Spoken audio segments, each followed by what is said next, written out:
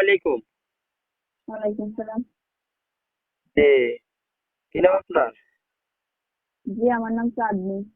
চাঁদনি। আপনার বয়স কত? আমার বয়স 18। 18। ফ্যামিলিতে কে কে আছে? আছে আমার আম্মু আর আমার ছোট একটা ভাই। বুঝতে পারছি। জি, আপনি প্রতিবেদন আছেন কি কারণে, কি দর্শকের উদ্দেশ্যে একটু খুলে বলেন।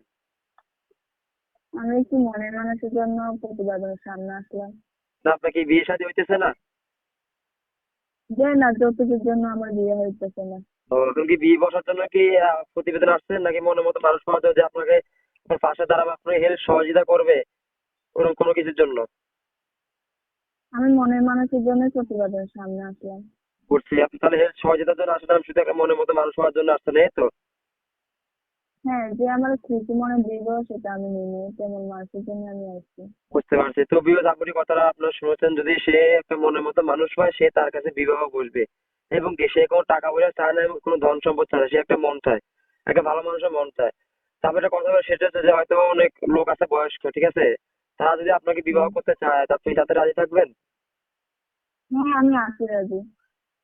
হয়তো তারা আপনাকে হয়তো অনেক বাইরে বাইরে প্রবাসে থাকে, তারা যদি আপনাকে বলে যে 3 বছর ওয়েট করতে, আপনি কি তাদের তাদের জন্য ওয়েট করতে পারবেন? হ্যাঁ, আমি পারবো। তো বিবাহ আপনি কথা হচ্ছে আপনার শুনছেন, যদি ভালো লাগে তাকে অবশ্যই ওনার পাশে দাঁড়াবেন এবং কি তাকে বিবাহের প্রস্তাব দিবেন। সে একটা মনের মতো মানুষ চায় যে তার পাশে দাঁড়াবে, সে তাকে বিবাহ করবে, তার কাছে বিবাহ বসে সারা জীবন তাকে ভালোবাসবে। তারপর কোনো ইমো হোয়াটসঅ্যাপ চালান? যে না, আমি নতুন চালাই না। ও, আপনাকে যে নাম্বারটি আপনি আমাকে দিয়েছেন, নাম্বারটি কি আপনার?